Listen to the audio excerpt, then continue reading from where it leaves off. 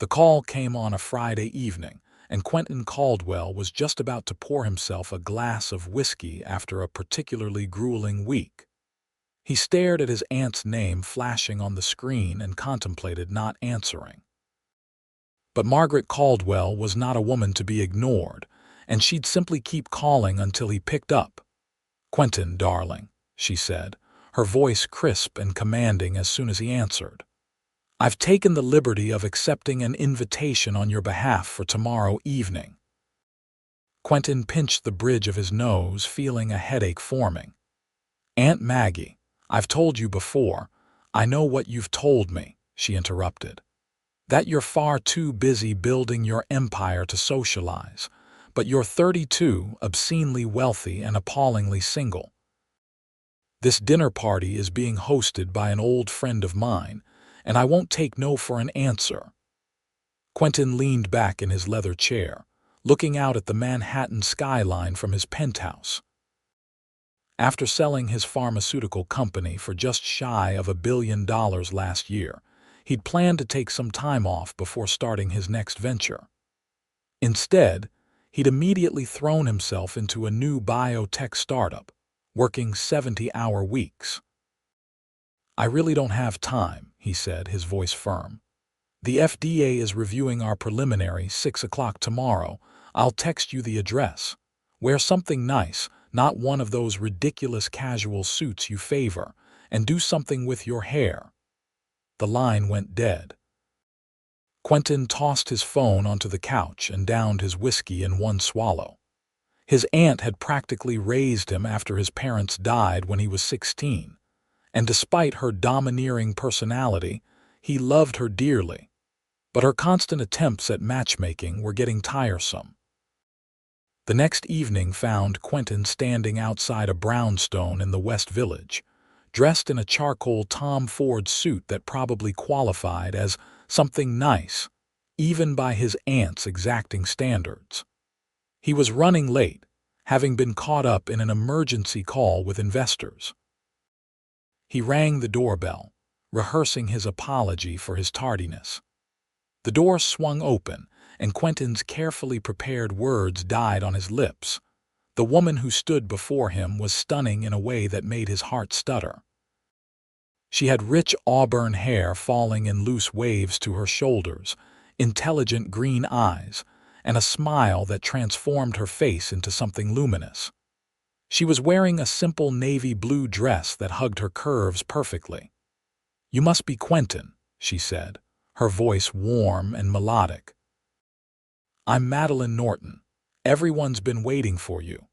Quentin found himself temporarily unable to speak, a sensation he hadn't experienced since his first investor pitch a decade ago. "I'm sorry I'm late," he finally managed. "Work emergency." Her smile widened. "No need to apologize. Though your aunt has been telling everyone you're purposely trying to make a dramatic entrance," he groaned. "That sounds like Aunt Maggie." "Come in," Madeline said, stepping aside. "We've just started cocktails." As he followed her inside, Quentin found himself inexplicably drawn to the gentle sway of her hips, the graceful way she moved, the light floral scent that trailed behind her. He was so distracted that he nearly collided with her when she stopped to gesture toward the living room. "Everyone's in here," she said, turning to look at him. Their faces were suddenly very close, and Quentin noticed a small constellation of freckles across her nose that he found utterly charming. The living room was filled with about a dozen well-dressed people engaged in animated conversation. His aunt spotted him immediately and waved him over with an imperious hand. "Finally decided to join us, I see," Margaret said, kissing his cheek.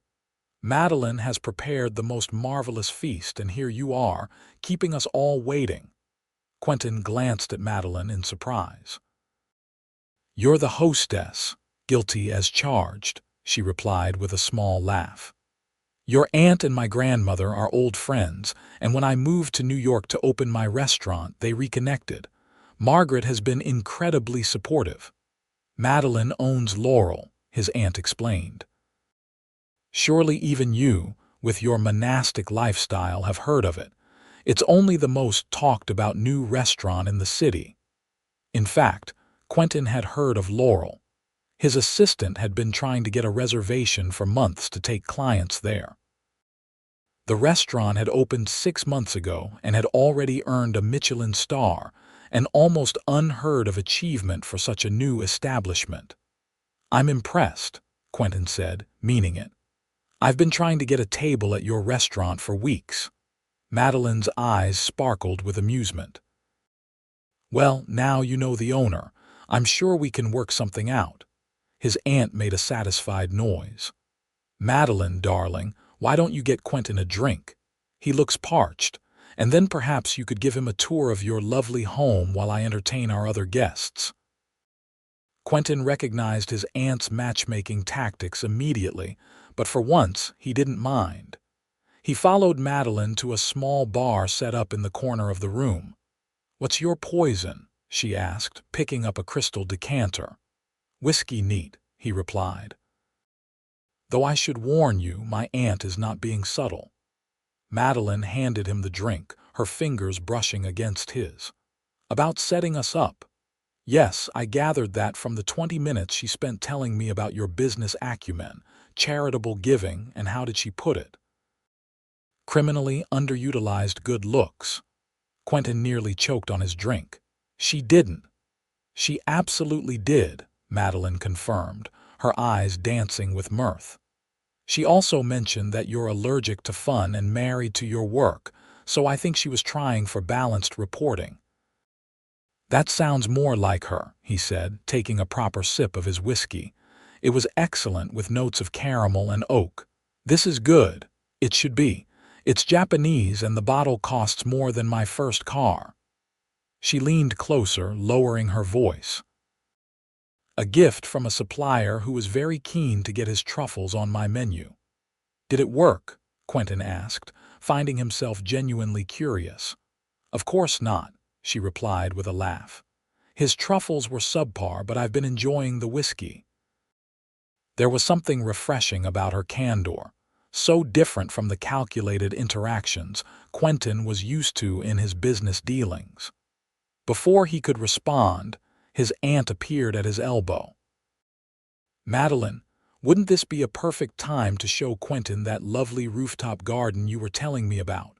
Margaret suggested, as though the thought had just occurred to her. "Subtle, Aunt Maggie," Quentin muttered. Madeline caught his eye and shrugged slightly, a smile playing at her lips. "I do have a pretty amazing rooftop garden. Most of the vegetables we'll be eating tonight came from up there."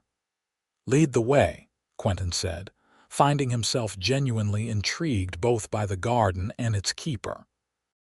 They climbed a narrow staircase to the top floor, and Madeline pushed open a door that led to the roof. The space had been transformed into a lush garden, with raised beds full of vegetables and herbs, trellises covered in climbing plants, and pots overflowing with flowers. String lights crisscrossed overhead, creating a magical atmosphere against the twilight sky. "This is incredible," Quentin said, walking along a small stone path. "You did all this yourself." "With some help," she admitted. "I grew up on a small farm in Vermont. My parents had a farm-to-table restaurant before that was even a term.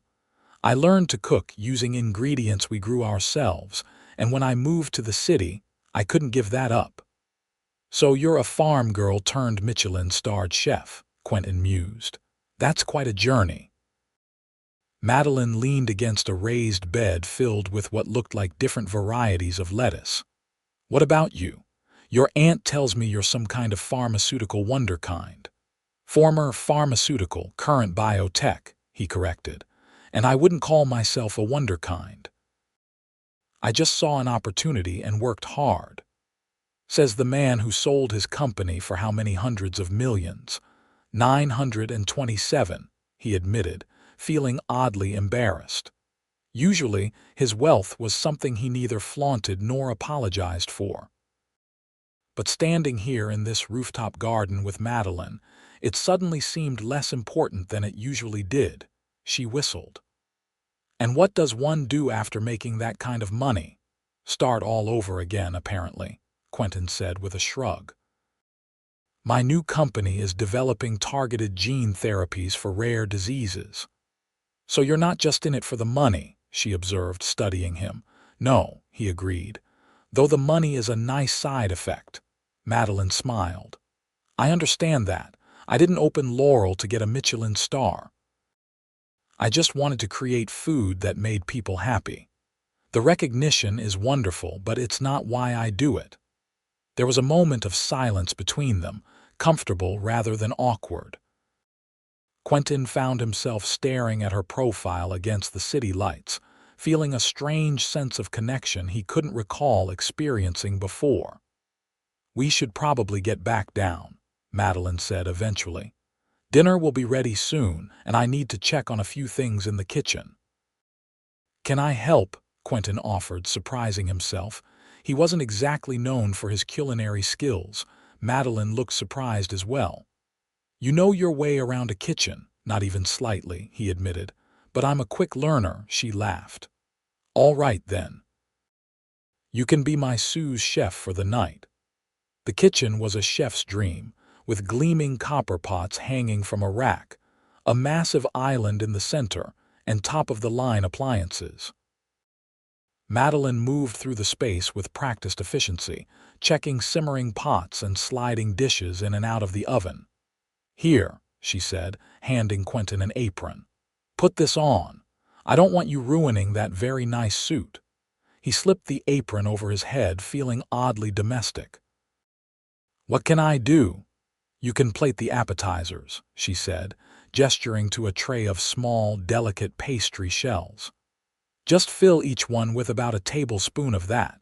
She pointed to a bowl of something creamy. And then top with a small spoonful of the caviar and one of those microgreens. Quentin approached the task with the same focus he brought to business deals. Madeline watched him work for a moment, then nodded approvingly. Not bad, she said. You're more precise than most of my line cooks.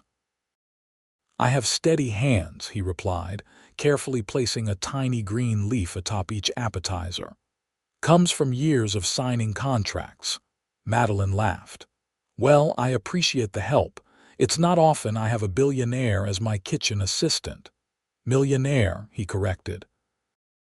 I'm not quite in the billionaire club yet. Oh, my mistake, she teased. Just a humble millionaire, then. They worked side by side, preparing the remaining dishes. Quentin found himself enjoying the process, watching Madeline's confident movements and following her clear instructions. There was something soothing about the rhythmic nature of the work, so different from his usual days filled with meetings and spreadsheets. So, he said as they plated the main course, how did you end up hosting a dinner party for my aunt and her friends? You don't seem like you run in the same circles. Madeline smiled ruefully. Your aunt has been a regular at Laurel since we opened. She comes in with different friends every week, always sits at the same table, and always requests that I come out and talk with them after their meal. One day, she mentioned that her friend my grandmother had told her I was new to the city and didn't know many people outside the restaurant industry. Next thing I knew, she was helping me expand my social horizons, as she put it. That sounds like Aunt Maggie, Quentin said, shaking his head. She collects people like others collect art. She's been very kind, Madeline said, and surprisingly helpful with some of the business aspects of running the restaurant. She introduced me to an accountant who saved me from financial disaster more than once. She has a good eye for talent, Quentin agreed. She was my first investor, put up the seed money for my first company when I was just out of college. Madeline looked at him curiously. You must have been very young. 22, he confirmed. I finished my MBA early. Of course you did, she said with a laugh. Meanwhile, I was still figuring out the difference between a Brunoise and a Julian cut at culinary school. I don't know what either of those are, Quentin admitted. "They're different ways to cut vegetables," she explained, demonstrating with a knife and a carrot. "Brunoise is a very fine dice and julienne is thin strips.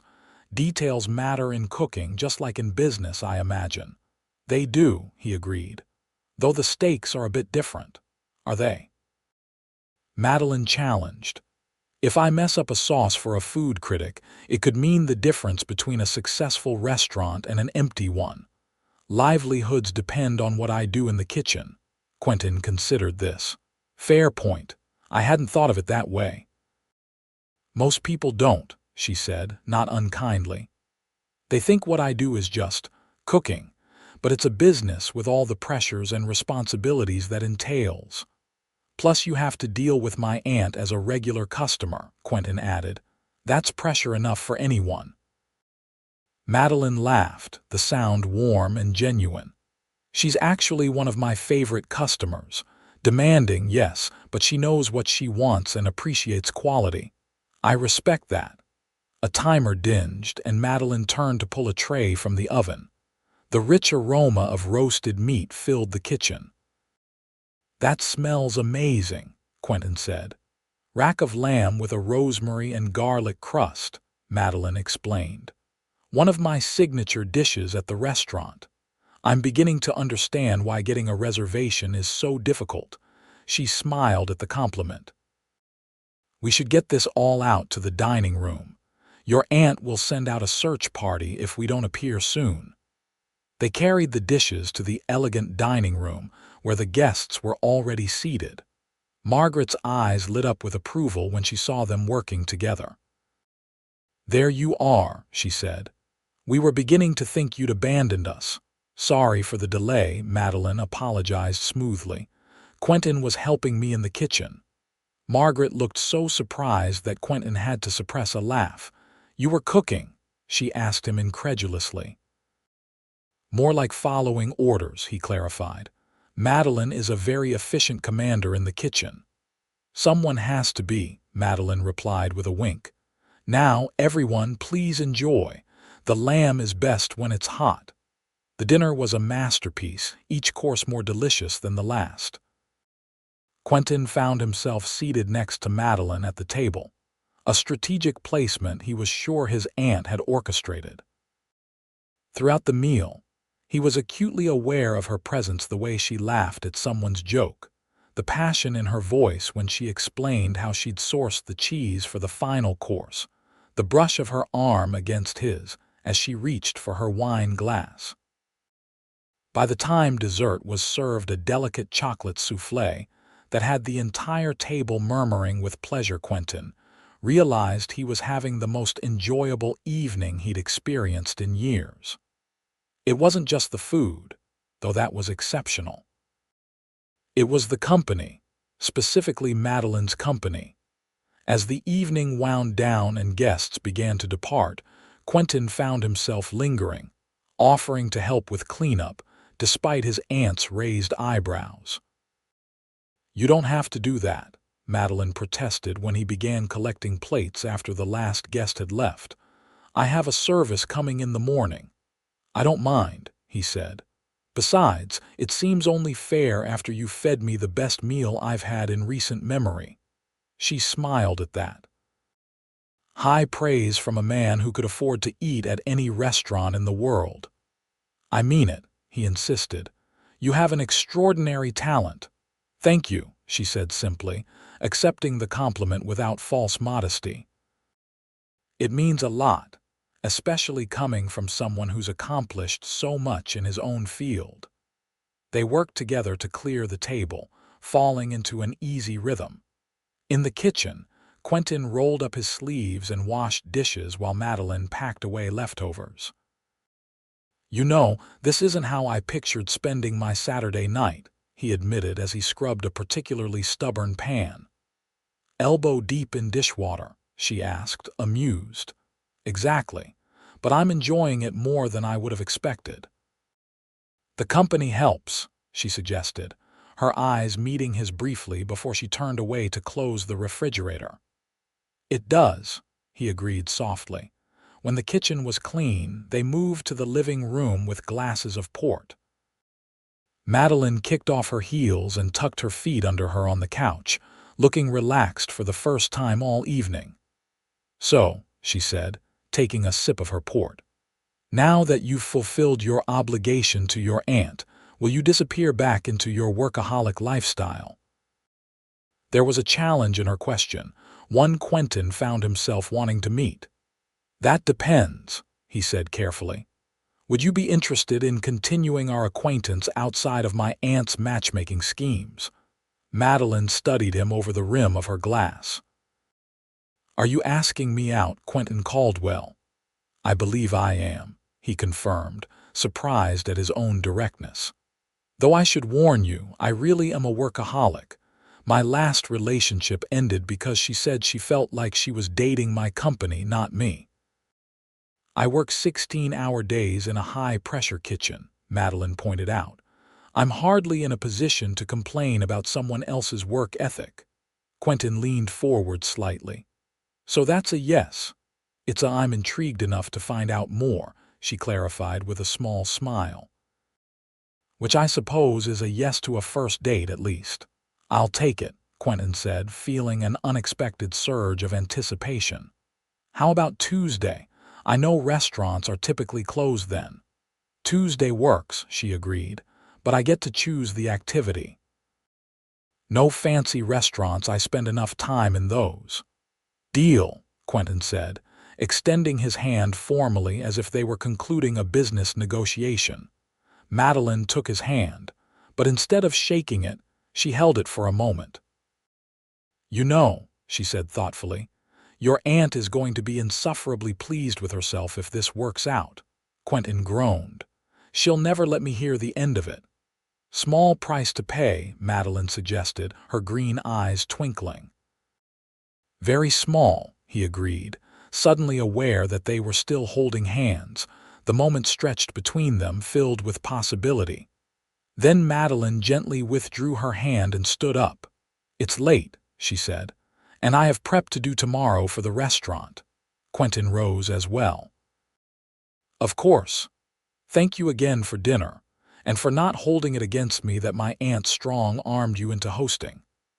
"I'm beginning to think I should thank her," Madeline admitted, walking him to the door. At the threshold, Quentin hesitated, then leaned down and kissed her cheek gently. "I'll see you Tuesday," he said. Madeline touched the spot where his lips had been, her expression unreadable. "Tuesday," she confirmed and closed the door. Quentin stood on her stoop for a moment, feeling like something significant had just happened. He pulled out his phone and sent a quick text to his aunt. "You win this round." Her reply came almost instantly. "Darling, I always win. That's why you should listen to me more often." He smiled and slipped his phone back into his pocket, then headed toward the street to hail a cab.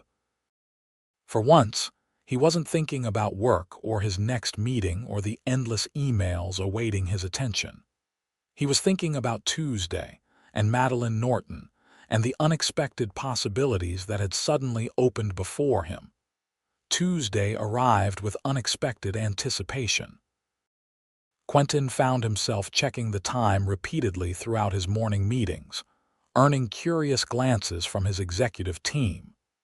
By 3 in the afternoon, he gave up any pretense of productivity and told his assistant to reschedule his remaining appointments. "Everything all right, Mr. Caldwell?" she asked, looking concerned. In the 5 years she'd worked for him, he'd never voluntarily left the office early. "Everything's fine, Sarah," he assured her. "I just have plans tonight." Her eyebrows rose slightly. "Plans? As in social plans?" "Try not to sound so shocked," he said dryly. Sarah had the grace to look embarrassed. "Sorry, sir, it's just unusual, in a good way," she added hastily. Quentin waved off her apology. "I know I'm not known for my thriving social life, but yes, I have a date tonight." Now Sarah looked genuinely surprised. A date with an actual person, as opposed to what, a hologram? He shook his head, amused despite himself. "Yes, with an actual person, a chef actually, she owns Laurel." Sarah's eyes widened. "Madeline Norton, "You're dating Madeline Norton. How did you even meet her? I've been trying to get you a reservation there for months. My aunt introduced us," Quentin explained, already regretting sharing this information. "And it's just a first date, so let's not get ahead of ourselves." "Your aunt," Sarah repeated, looking impressed. "I've always said Mrs. Caldwell is a force of nature." "Well, have a good time, sir, and maybe put in a good word about those reservations." Quentin laughed as he gathered his things. "I'll see what I can do." At home, Quentin spent an embarrassing amount of time deciding what to wear. Madeline had texted earlier with instructions to dress casually and wear comfortable shoes, which left a wide range of possibilities. He finally settled on dark jeans, a light blue button-down shirt, and a navy blazer, casual enough for most activities but still put together. At exactly 6:30, he arrived at the address Madeline had provided, not her home, but a nondescript building in the Lower East Side. She was waiting outside, looking effortlessly beautiful in jeans, a soft green sweater that brought out her eyes, and a leather jacket. Her auburn hair was loose around her shoulders, and she wore minimal makeup. "Right on time," she said with a smile as he approached. "I appreciate punctuality." "One of my few virtues," Quentin replied, resisting the urge to kiss her cheek in greeting. He wasn't sure where they stood after Saturday night, and he didn't want to presume. "So, what's the mysterious activity you've planned?" Madeline gestured to the building behind her. "Cooking class," she announced, "but not just any cooking class. This is run by Antonio Rossi. He's an old friend from culinary school who teaches home cooks how to make authentic Italian pasta from scratch. I thought it might be fun since you seemed to enjoy helping in the kitchen the other night." Quentin was surprised, but intrigued. "I've never made pasta before." "No one has until they try," she said with a shrug. "Don't worry, Antonio is a patient teacher, and I'll be right there if you get stuck." "I'm in your hands," Quentin said, holding the door open for her. Inside, they were led to a large, open kitchen where about 8 other couples were already donning aprons and washing hands. A tall, animated man with a thick Italian accent greeted Madeline with enthusiastic kisses on both cheeks. "Maddie. Bella." "It has been too long," he exclaimed, holding her at arm's length. "You are more beautiful every time I see you." "Antonio, you flatterer," Madeline said with obvious affection. "This is Quentin Caldwell, Quentin Antonio Rossi, pasta genius and notorious charmer." Antonio turned his attention to Quentin, giving him an appraising look. "So this is the millionaire your grandmother has been telling my mother about," he said with a knowing smile. "The grapevine among old Italian and New England ladies is very efficient." "No," Madeline looked mortified. "Antonio." Quentin laughed, shaking Antonio's hand. "It's fine. I've given up trying to keep anything from the network of formidable older women in our lives. It's like fighting against the tide." Antonio nodded approvingly. "A wise man. Come, let me show you to your station. Tonight, we make 3 types of pasta: fettuccine, ravioli, and my grandmother's special cavatelli." He led them to a workstation equipped with flour, eggs, and various tools. Madeline seemed completely at ease, while Quentin felt slightly out of his depth. He was used to being the expert in any room, and the unfamiliar territory was both humbling and refreshing. "First, we make the dough," Antonio announced to the class. "The secret is in the eggs and the kneading. You must treat the dough with love like a woman." He winked at Madeline, who rolled her eyes good-naturedly. "Ignore his outdated metaphors," she whispered to Quentin. "He's a brilliant chef but thinks he's still living in 1950s Italy." They set to work, measuring flour and cracking eggs into the center of a flour volcano. Quentin followed Madeline's lead, watching her confident movements and trying to replicate them. "You need to get your hands dirty," she told him when he hesitated to dive into the sticky mixture. There's no delicate way to make pasta dough. Taking a breath, Quentin plunged his hands into the mess, working the flour and eggs together as instructed.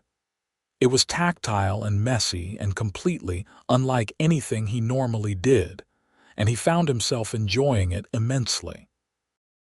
"Now you must knead," Antonio instructed, demonstrating with dramatic flourishes. "Push with the heel of your hand, fold, turn, and push again.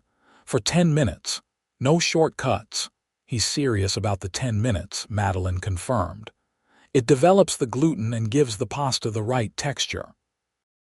Quentin set to work, putting his back into the task. After a few minutes, he had developed a rhythm and the dough was becoming smoother under his hands. "Look at you," Madeline said, pausing in her own kneading to watch him. "A natural." "I doubt that," Quentin replied, though he felt absurdly pleased by her praise. "But I'm nothing if not persistent." "A valuable quality in pasta making and life," she agreed. Once the dough had rested, they moved on to rolling and shaping. This was where Quentin truly struggled, his attempts at ravioli looking more like misshapen lumps than the neat squares Madeline produced. "Here," she said, coming to stand beside him. "Let me show you." She placed her hands over his, guiding his movements as they shaped the dough together. Quentin was acutely aware of her proximity, the scent of her perfume, the warmth of her body next to his. Making pasta suddenly seemed far less important than the woman teaching him how. "You're getting it," she encouraged, her breath warm against his ear. "I have an excellent teacher," he replied, turning his head slightly to look at her. Their faces were inches apart, and for a moment, Quentin thought about closing that distance. The moment was broken by Antonio clapping his hands loudly. "Time to cook our creations," he announced. "Even the ugly ones will taste delicious, I promise." Madeline stepped back, a slight flush on her cheeks. "We should get these into the water," she said, gesturing to their pasta. They cooked their handmade pasta and sat down to eat at long tables with the other couples, accompanied by wine and Antonio's boisterous stories about life in his grandmother's kitchen in Tuscany. The pasta was surprisingly good, even Quentin's misshapen efforts. "Not bad for a first attempt," Madeline said, twirling his fettuccine around her fork. "High praise from a Michelin-starred chef," Quentin replied, feeling ridiculously proud. "Don't let it go to your head," she teased. "But seriously, you did well." "Most people get frustrated with pasta on their first try. I'm not easily discouraged," he said. "Besides, I had good motivation to impress you." Madeline looked pleased at this admission. "Did you? And why is that?" Quentin considered his answer carefully. "Because I find you fascinating," he said finally. "You're passionate about what you do, you're obviously talented, and you didn't seem the least bit intimidated by my aunt, which is rare. Plus," he added with a smile, "you're beautiful, but I suspect you already know that." Madeline's expression softened. "That's quite a list. And here I was just trying to get you to loosen your tie, metaphorically speaking." "Mission accomplished," Quentin said, gesturing to his flour-covered shirt. "I haven't been this disheveled in public since college." "It's a good look on you," she said. "Reminds me that there's a human being under all that millionaire polish." After dinner and goodbyes to Antonio, they stepped out into the cool evening air. Quentin found himself reluctant for the night to end. "Can I walk you home?" he asked. "Or is that too old-fashioned?" "I like old-fashioned," Madeline admitted. "And yes, I'd like that. It's not far." They walked side by side through the city streets, their conversation flowing easily from pasta making to their childhoods, their career paths, and their shared love of obscure documentaries. By the time they reached Madeline's brownstone, Quentin felt as though he'd known her for years rather than days. "This is me," she said, stopping at the familiar steps. "Thank you for tonight," Quentin said sincerely. "I haven't had that much fun in. Well, I can't remember the last time." "You need to get out of your office more," she suggested, but her tone was gentle. "I'm beginning to see that," he agreed. "Would you like to do this again? Maybe dinner this weekend? I promise not to suggest my aunt's matchmaking party as a venue." Madeline laughed. "I'd like that. But I work weekends restaurant hours, remember? How about Monday evening?" "Monday it is," Quentin confirmed. Then, feeling bold, he stepped closer. "May I kiss you goodnight?" Madeline's smile was answer enough as she tilted her face up to his. Quentin leaned down and pressed his lips to hers, a soft, questioning kiss that quickly deepened as she responded. Her arms slipped around his neck as he pulled her closer, lost in the feel of her. When they finally broke apart, both slightly breathless, Madeline's eyes were bright in the dim light of her stoop. "Good night, Quentin," she said softly, stepping back toward her door. "Good night, Madeline," he replied, watching as she let herself in. As he walked away, Quentin felt lighter somehow, as if something that had been tightly wound inside him for years had finally begun to uncoil. He wasn't sure where this unexpected connection with Madeline would lead, but for the first time in a long time, he was eager to find out. The next few weeks passed in a whirlwind of dates and growing attraction. Quentin found himself structuring his workday something he'd never done before to make time for Madeline. They met for coffee in the mornings before her prep work began, had late dinners after her restaurant closed, and spent Mondays, her only full day off, exploring the city together. 3 weeks after their pasta-making date, Quentin was sitting in his office, reviewing quarterly projections, when his phone buzzed with a text from Madeline. "Emergency at the restaurant. Sue's chef cut himself badly and is headed to the hospital. Down a key person for tonight." "Rain check on dinner," Quentin frowned, concerned. Without overthinking it, he texted back, "Need help? I make a decent sous chef." The reply came quickly. "You're running a multimillion-dollar company. You can't seriously be offering to cook in my kitchen." "Watch me," he responded. "What time should I be there?" There was a pause then. "4:30 if you're serious. Bring your own knife." Quentin looked at his calendar. He had meetings scheduled until 6, including a video call with potential investors in London. Making a decision, he called in Sarah. "I need you to reschedule everything after 3 today," he told her, "and find me the best chef's knife in the city that I can pick up this afternoon." Sarah stared at him. "Are you cooking again?" "Apparently," he said with a shrug. "Madeline's short-staffed tonight and I offered to help." "You're going to work in a professional kitchen," Sarah clarified, looking dubious. "With actual paying customers. At a Michelin-starred restaurant. That's the plan," Quentin confirmed, already turning his attention back to his computer. "Oh, and see if you can find me some decent kitchen shoes." "Whatever professional chefs wear," Sarah nodded slowly. "Of course, Mr. Caldwell, anything else? Perhaps a fire extinguisher or first aid kit." "Very funny," he said without looking up. "That will be all, Sarah." At precisely 4:30, Quentin walked through the back door of Laurel, carrying a bag containing a Japanese chef's knife that had cost more than most people's monthly rent, along with a pair of professional kitchen clogs that the salesperson had assured him were what serious chefs wore. The kitchen was already buzzing with activity, prep cooks chopping vegetables and line cooks preparing their stations for service. Madeline stood in the center of it all, hair pulled back in a tight bun, dressed in chef's whites with a blue apron, issuing rapid-fire instructions. She looked completely in her element, confident, authoritative, and absolutely breathtaking. She spotted him and did a double take, then quickly crossed the kitchen to meet him.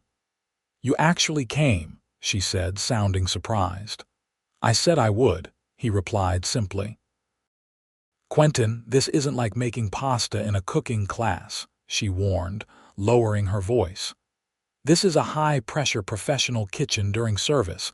I can't babysit you." "I don't expect you to," he assured her. "Just put me somewhere I can be useful without poisoning anyone. I follow instructions well and I learn quickly. You know that." Madeline studied him for a moment, then nodded decisively. "Cold station," she said. "You'll be plating salads and cold appetizers. Jake will show you what to do. If you can't handle it, say so immediately." "I'd rather be short-staffed than serve subpar food." "Understood, chef," Quentin said formally. A ghost of a smile crossed her face. "Get changed. There are spare whites in the staff room, then find Jake. And Quentin," she added as he turned to go, "thank you. This means a lot." The next 6 hours were the most physically and mentally demanding of Quentin's life. The pace in the kitchen was relentless, the standards exacting, and the heat overwhelming. Jake, a taciturn young man with tattoos covering both arms, showed him the plating specifications for each dish with brisk efficiency, then left him to sink or swim. Quentin refused to sink. He approached each plate with the same precision he brought to business deals, focusing intently on reproducing exactly what he'd been shown. When he made a mistake using the wrong microgreens on a lobster salad, he accepted Madeline's swift correction without defensiveness and made sure not to repeat it. By the end of service, his back ached, his feet throbbed despite the professional clogs, and he had a burn on one forearm from brushing against a hot pan. But he'd kept up with the orders, and even Jake had given him a grudging nod of approval. As the last plates went out to the dining room, Madeline appeared at his station, looking exhausted but satisfied. "You survived," she observed. "Barely," Quentin admitted, rolling his shoulders to ease the stiffness. "I don't know how you do this every night." "Years of practice and a slightly masochistic personality," she replied with a tired smile. "But you did well. Better than I expected, honestly." "High praise indeed," he said, mimicking her earlier words. "Don't let it go to your head," she returned, echoing their pasta night conversation. Around them, the kitchen staff was cleaning up, the atmosphere more relaxed now that the pressure of service was over. Madeline leaned against the counter, watching him with an unreadable expression. "What?" he asked. "You surprised me tonight," she said. "Most men I know with your resources wouldn't dream of spending an evening doing manual labor in a hot kitchen." "Most men haven't met you," Quentin replied simply. Something shifted in her expression, a softening around the eyes, a vulnerability he hadn't seen before. Before she could respond, one of the line cooks called her name with a question about tomorrow's menu, and the moment was gone. "Stay for a drink after we close up?" she asked as she turned to go. "Absolutely," he agreed. An hour later, the kitchen was clean, the staff had departed, and Quentin found himself sitting at the bar with Madeline, sipping bourbon as she nursed a glass of red wine. "To surviving service," she toasted, clinking her glass against his. "To your incredible leadership," he countered. "I've run board meetings with less authority than you command in that kitchen." She smiled, pleased. "It's taken years to build that team and that dynamic. A restaurant kitchen is like a ballet. Everyone has to move in perfect synchronization, or the whole thing falls apart."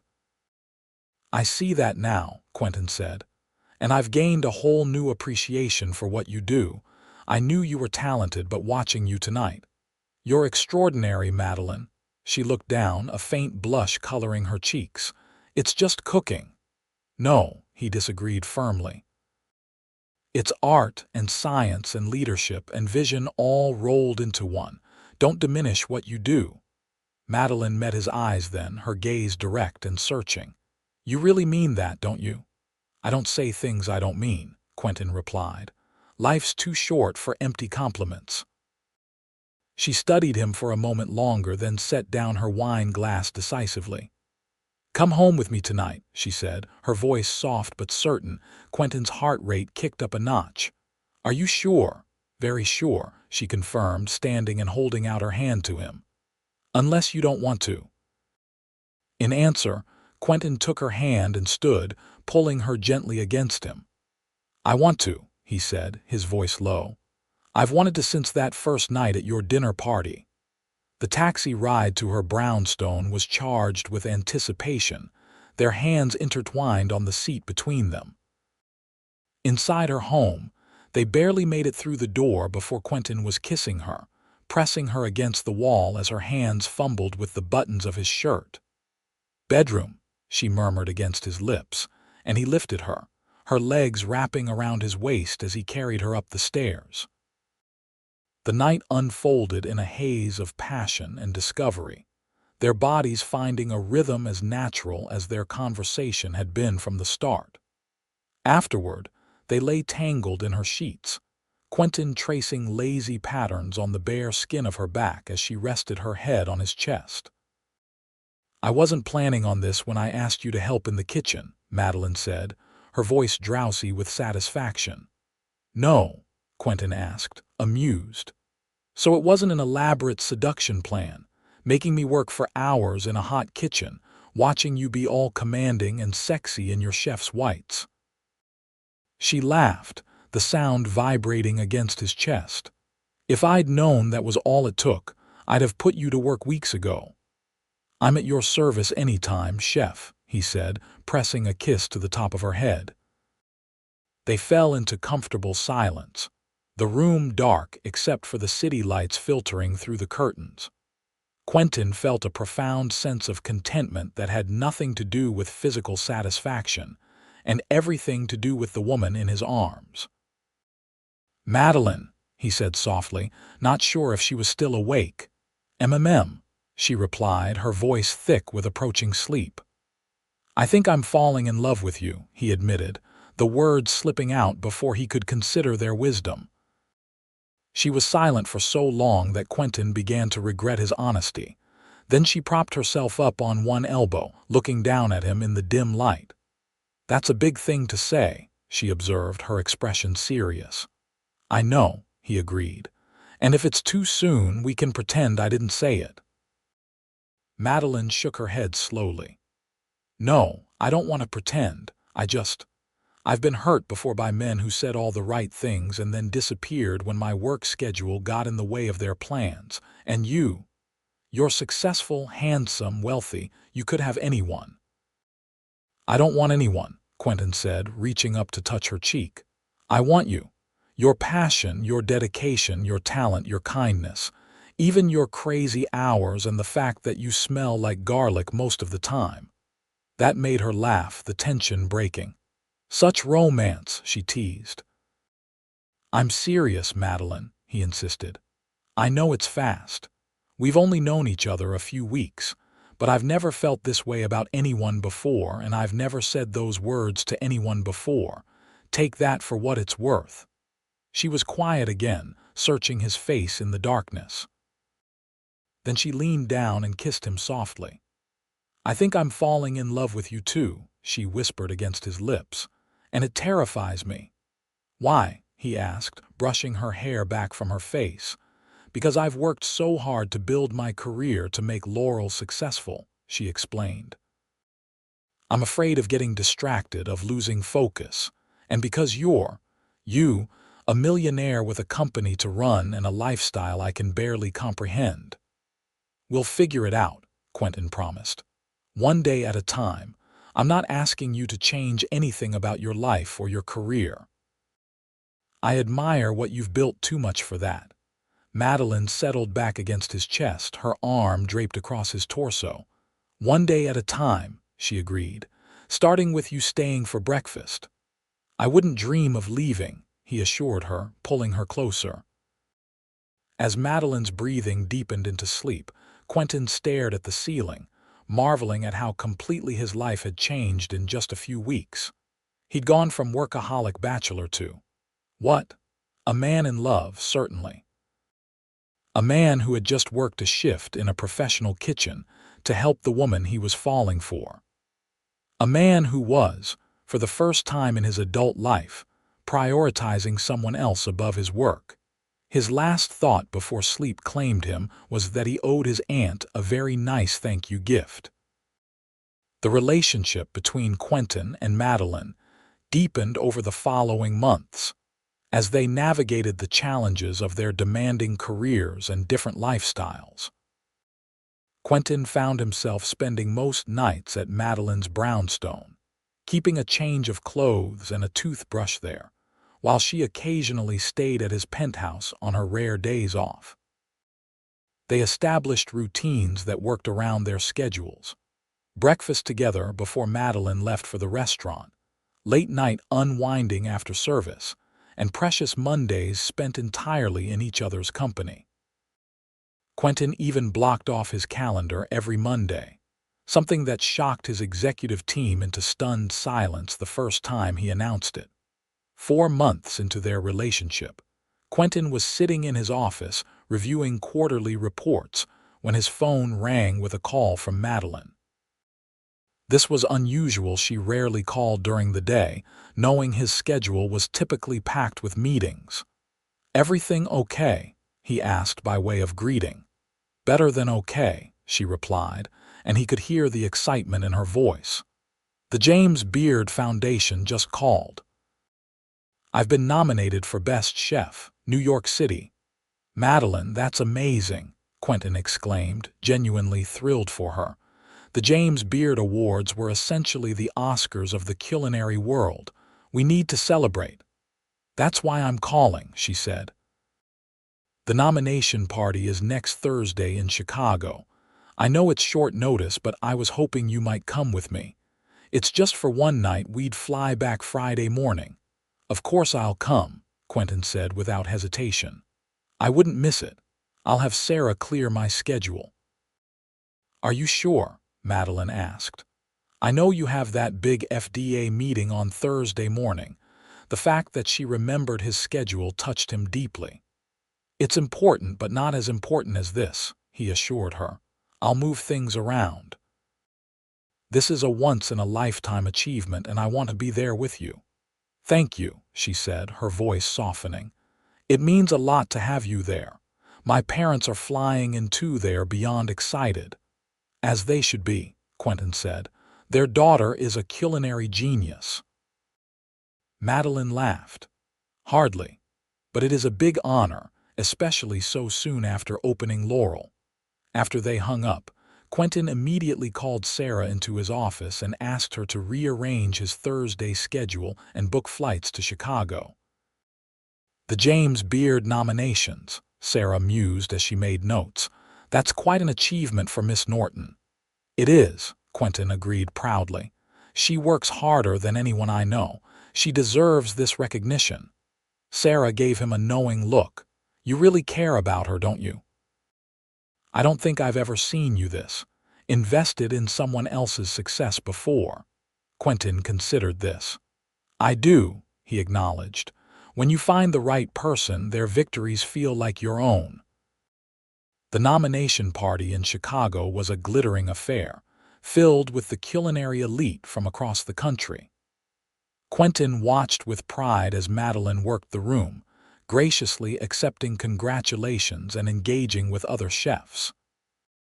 She looked stunning in a deep green dress that complemented her auburn hair, which she'd worn down for the occasion. He was chatting with Madeline's parents, warm, down-to-earth people who clearly adored their daughter when a well-known food critic approached them.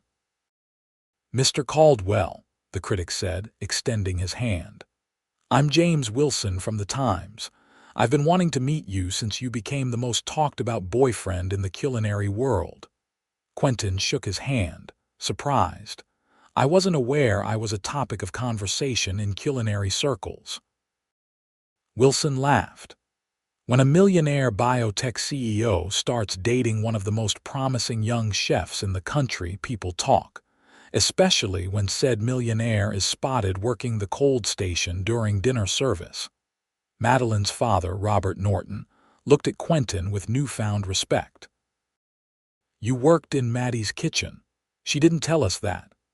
"Just once, when her sous chef had an accident," Quentin clarified, slightly embarrassed. "I was mostly staying out of the way and trying not to ruin anything." "That's not what I heard," Wilson said with a knowing smile. "Word is you held your own remarkably well for an amateur, and that you've become something of a fixture at Laurel, much to the intrigue of the staff." Madeline appeared at Quentin's side then, slipping her arm through his. "Are you gossiping about my boyfriend, James?" she asked the critic with good-natured reproach. "Merely expressing my admiration for his culinary adventurousness," Wilson replied smoothly. "It's not every millionaire who's willing to get his hands dirty in a professional kitchen." "He's not just a millionaire," Madeline corrected, looking up at Quentin with an expression that made his heart swell. "He's the most supportive partner I could ask for." Later that night, as they lay in their hotel room bed, Quentin brought up the critic's comments. "Apparently I'm the talk of the culinary world," he said, tracing patterns on Madeline's bare shoulder. She propped herself up to look at him. "Does that bother you, being known as the chef's millionaire boyfriend rather than for your own accomplishments?" Quentin considered the question seriously. "Not at all," he decided. "I'm secure enough in what I've built professionally to enjoy being recognized for something completely different. Besides," he added with a smile, "I like being your boyfriend more than being a millionaire any day." Madeline's expression turned tender. "I love you," she said simply. It wasn't the first time she'd said it, but the words still sent a thrill through him. "I love you too," he replied, pulling her down for a kiss. "And I'm incredibly proud of you. Nominated or not, you're already a winner in my book." "Smooth talker," she accused, but she was smiling as she settled against his chest. As they drifted off to sleep, Quentin found himself thinking about their future with a sense of clarity and purpose he hadn't felt before. He knew what he wanted, and for once, it had nothing to do with business acquisitions or market share. A week after returning from Chicago, Quentin was in his office when Sarah buzzed to inform him that his aunt was there to see him. "Send her in," he said, bracing himself. He hadn't seen Margaret since a brief lunch 3 weeks ago, and he knew she'd have plenty to say about his relationship with Madeline. Margaret swept into the office, impeccably dressed as always, and fixed him with an appraising stare. "You look different," she announced without preamble. "Hello to you too, Aunt Maggie," Quentin replied, rising to kiss her cheek. "Different how, happy," she said decisively, taking a seat across from his desk. "Less brittle, it suits you." Quentin smiled, sitting back down. "I am happy." "Which I'm sure you're delighted to hear, since you orchestrated the whole thing." Margaret waved this away. "I merely provided an opportunity. You and Madeline did the rest yourselves. Speaking of Madeline, I saw the news about her James Beard nomination. Extraordinary achievement." "It is," Quentin agreed. "She works incredibly hard." "So do you," Margaret observed. "Yet I notice you've been leaving the office at reasonable hours lately. Sarah tells me you've even started taking Mondays off entirely." Quentin made a mental note to have a word with Sarah about discussing his schedule with his aunt. "Madeline's only day off is Monday," he explained. "It seemed sensible to align our free time." "Sensible indeed," Margaret agreed, a knowing smile playing at her lips. "And serious, I would say. Which brings me to the reason for my visit." She reached into her handbag and withdrew a small velvet box, which she placed on his desk. Quentin stared at it, immediately recognizing it as a ring box. "Your grandmother's engagement ring," Margaret explained unnecessarily. "I've had it cleaned and the setting updated slightly, but the stone is the same 5-carat diamond your grandfather gave her in 1952. I thought you might find it useful in the near future." Quentin picked up the box but didn't open it. "You're assuming a lot, Aunt Maggie." Am I? She challenged. You've been practically living with the woman for months. You rearranged your precious FDA meeting to attend her nomination party. You worked in her kitchen, for heaven's sake. If that's not love, I don't know what is. Quentin couldn't help but smile at his aunt's bluntness. I do love her, he admitted, but that doesn't mean we're ready for marriage. We've only been together for 4 months. When you know, Margaret said firmly. Your grandfather proposed to me after 6 weeks. We were married for 52 years before he passed. Sometimes, Quentin, the heart recognizes what the head is still trying to rationalize. Quentin looked at the ring box in his hand, considering his aunt's words. The truth was, he had been thinking about proposing, though he'd been hesitant to move too quickly. But his aunt, as usual, had seen right through him. Thank you, he said finally. I'll keep it in mind. Margaret stood, apparently satisfied. That's all I ask. Now, when are you bringing Madeline to dinner at my house? It's been ages since I've had a proper visit with her. I'll check with her and let you know, Quentin promised, walking his aunt to the door. And Aunt Maggie, thank you for the dinner party invitation. Best thing you ever forced me to do. Margaret's eyes softened with genuine affection. You're welcome, darling. Sometimes even brilliant men need a little push in the right direction. After his aunt left, Quentin sat at his desk, the ring box open before him. The diamond caught the light, sending prisms dancing across his desk. It was a beautiful piece, classic and elegant, just like Madeline. He closed the box and slipped it into his pocket, an idea forming in his mind. The following Monday, Quentin suggested they spend the day at his house in the Hamptons, a property he rarely used but kept maintained. Madeline eagerly agreed, always happy to escape the city on her day off. The weather was perfect for early fall, warm enough for the beach, but with a crisp edge that hinted at the coming change of seasons. They spent the morning walking along the shore, collecting shells and talking about everything and nothing. After lunch on the deck overlooking the ocean, Quentin suggested they take the small motorboat out. You know how to drive that thing? Madeline asked skeptically as they approached the dock where the sleek vessel was moored. I'm offended by your lack of faith, Quentin replied, helping her aboard.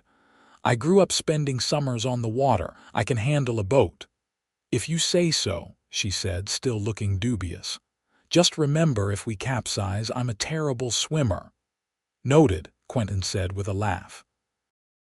I promise to save you if disaster strikes. He guided the boat out of the harbor and along the coastline, pointing out landmarks and enjoying the feel of the sea spray and Madeline's presence beside him. She relaxed after a while, trailing her hand in the water and tilting her face up to the sun. This is perfect, she said with a contented sigh. I needed this more than I realized. The restaurant has been so busy since the nomination. Good busy, I hope, Quentin asked, reducing the boat's speed as they reached a particularly scenic cove. Amazing busy, she confirmed. We're booked solid 3 months out now. I've had to hire 2 more line cooks just to keep up. I'm not surprised, Quentin said, cutting the engine entirely as they drifted in the protected waters of the cove. Everyone wants to say they've eaten at the James Beard nominee's restaurant. Madeline smiled, but he could see a hint of worry in her eyes. It's a lot of pressure, she admitted. The critics are watching even more closely now. One bad review could undo everything I've built. That won't happen, Quentin assured her, moving to sit beside her. You're too talented, too meticulous, and even if it did, you'd weather it. You're the strongest person I know, Madeline. She leaned against him, her head on his shoulder.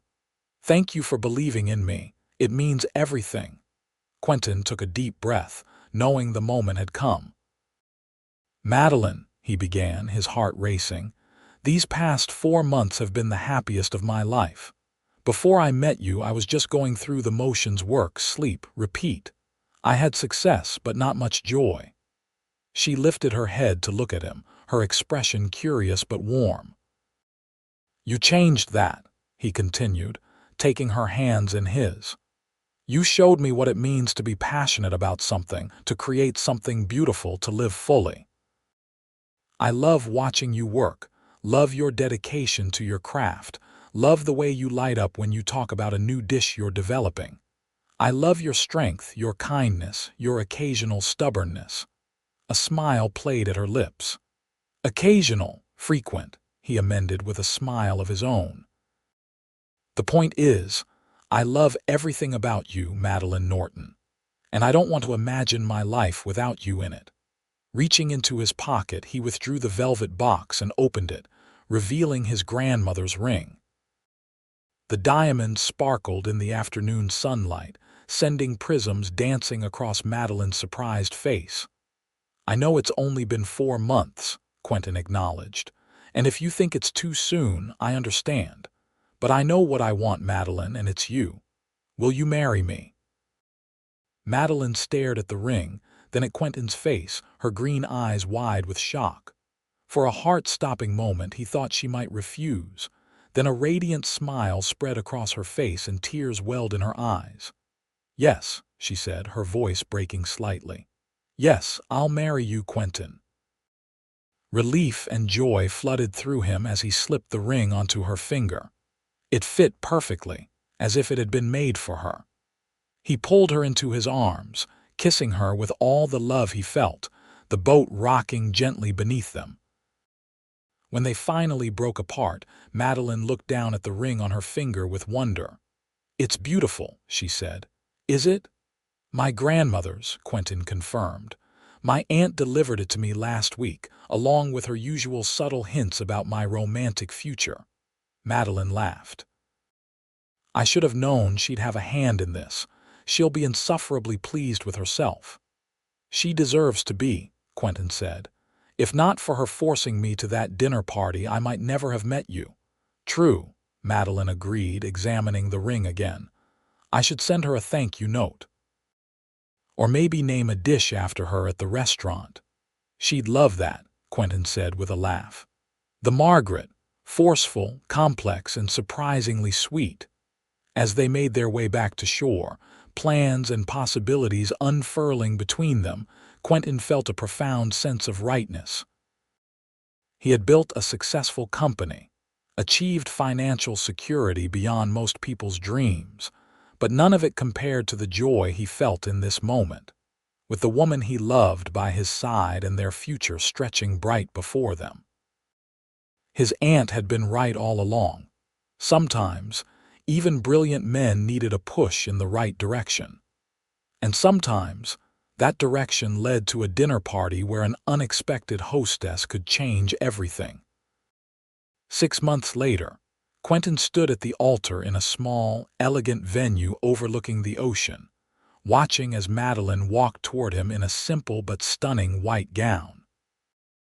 Her auburn hair was adorned with small white flowers, and she carried a bouquet of herbs and local wildflowers that one of her farmer suppliers had arranged for her. She looked radiant, her green eyes locked on his as she moved steadily forward to the music.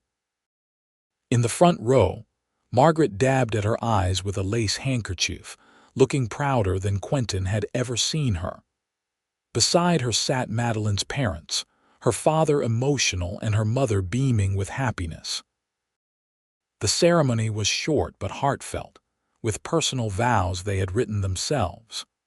Quentin promised to support Madeline's dreams as fervently as his own, to never complain about the hours she kept, and to always be willing to wash dishes when needed. Madeline, in turn, vowed to remind him of life beyond work, to create a home filled with warmth and good food, and to never serve him anything with cilantro, which he detested. At the reception, held at Laurel, which had been closed for the occasion, they danced their first dance to a jazz standard that had been playing at the dinner party where they met. The restaurant had been transformed, with fairy lights strung across the ceiling and flowers adorning every table. The menu, personally designed by Madeline and executed by her trusted staff, was a culinary journey through their relationship. Pasta made from scratch, rack of lamb with rosemary, and a chocolate soufflé for dessert. As they moved around the dance floor, Quentin couldn't take his eyes off his bride. "Happy?" he asked softly. "Completely," she assured him, her arms around his neck. "Though I'm already making mental notes about the kitchen timing. The soufflés were a minute overdone." Quentin laughed. "Only you would be critiquing the food at your own wedding reception." "Professional hazard," she said with a shrug, "but everything else is perfect, especially you, husband." "I like the sound of that," he murmured, pulling her closer. "Almost as much as I like calling you my wife." Later, as they mingled with their guests, Margaret cornered them, a glass of champagne in hand. "Well," she said, satisfaction evident in her voice, "I believe congratulations are in order, not just on your marriage but on my excellent matchmaking skills." Quentin rolled his eyes, but his tone was affectionate. "Yes, Aunt Maggie, you're a regular Cupid. We're eternally grateful for your meddling." "As you should be," she replied without a hint of humility. "Now, Madeline, darling, when can we expect an announcement about grandchildren?" "I'm not getting any younger, you know." "Aunt Maggie," Quentin protested while Madeline laughed. "One life-changing event at a time, Margaret," Madeline said diplomatically. "But we do want children. Eventually." "Eventually may be sooner than you think," Margaret said with a knowing smile, before drifting away to chat with other guests. Quentin looked at his new wife curiously. Was that just her usual presumptiveness, or did she know something I don't? Madeline's cheeks colored slightly. "I was going to tell you tonight," she said, her voice low. "I took a test yesterday morning. We're pregnant, Quentin." For the second time in his life, the first being when Madeline had opened her door on the night of the dinner party, Quentin found himself speechless. Then joy bubbled up inside him, so intense it was almost overwhelming. "Really?" he managed finally. "We're having a baby," Madeline nodded, her eyes bright with happiness. "It's very early, just about 6 weeks, but yes, we're having a baby." Quentin pulled her into a tight embrace, heedless of the guests around them. "I love you so much," he whispered against her hair. "You've given me everything I never knew I wanted." "We've given each other a beautiful life," Madeline corrected gently. "And now we're building a family together." As they held each other in the middle of the restaurant, where Madeline had created her culinary dreams, surrounded by friends and family, Quentin reflected on the extraordinary journey that had brought them to this moment. From a reluctant dinner party to a wedding day, from strangers to spouses to soon-to-be parents, their story had unfolded with a perfection no business plan could ever achieve. And it had all begun because his aunt had forced him to attend a dinner party, never expecting he'd fall for the hostess immediately. But sometimes, Quentin now knew, the most unexpected beginnings led to the most wonderful outcomes. Later that night, as they prepared to leave for their honeymoon in Italy, a culinary tour Quentin had arranged with the help of Antonio Rossi, Madeline paused at the door of Laurel, looking back at the space that had changed her life. "What are you thinking?" Quentin asked, his arm around her waist. "That I'm the luckiest chef in New York," she replied, leaning into him. "I have a successful restaurant, a James Beard nomination, and now a husband who doesn't complain when I smell like garlic and work until midnight." "And I," Quentin said, kissing her temple, "am the luckiest former workaholic in the world. I have a brilliant wife who makes the most incredible food, doesn't mind my occasional late-night business calls, and is carrying our child." Madeline turned in his arms, facing him fully. "We're going to be okay, aren't we? Balancing all of this, the restaurant, your company, a baby." "More than okay," Quentin assured her. "Between your organizational skills and my strategic planning, we'll manage. And when things get tough, which they will, we'll figure it out together. That's what partners do. Partners, Madeline repeated, smiling up at him. I like that. As they stepped out into the New York night, hand in hand, heading toward their future together, Quentin knew with absolute certainty that the best investment he'd ever made wasn't in pharmaceuticals or biotech, but in love in Madeline, in their relationship, in the family they were creating. And that, unlike any business venture, would pay dividends for a lifetime.